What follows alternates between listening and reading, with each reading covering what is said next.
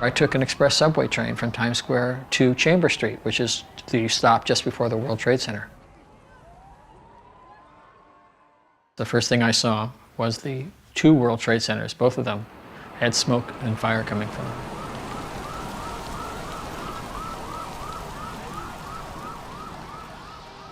I just started making my pictures.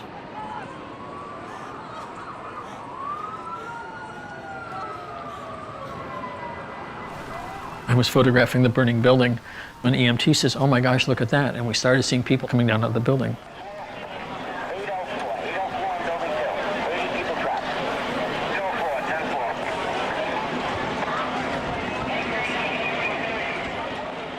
10-4. I instinctively picked up my camera and started photographing them, following them as they came down, until I photographed what has become known as the falling man.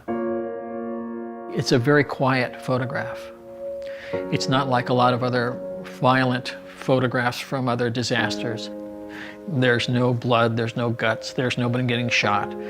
But people react to it in a way that they feel that they can relate to this photograph, that they might have been in the same situation and they might have had to make whatever choice the man in the photograph made.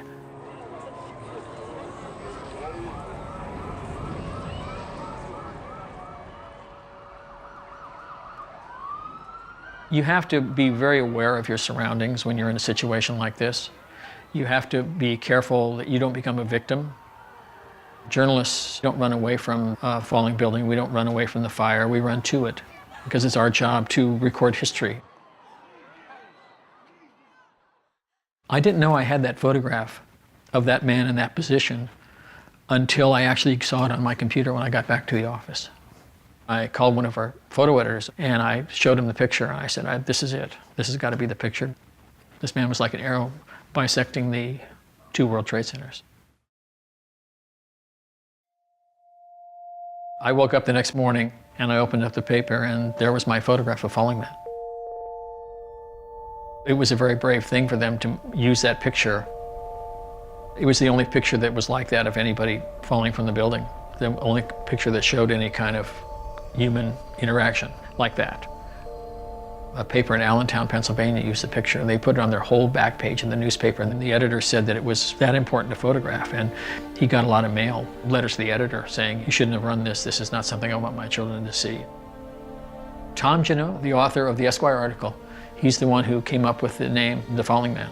That was the name of the article, and it sort of stuck. I've never regretted taking that photograph at all. It's probably one of the only photographs that actually shows someone dying that day.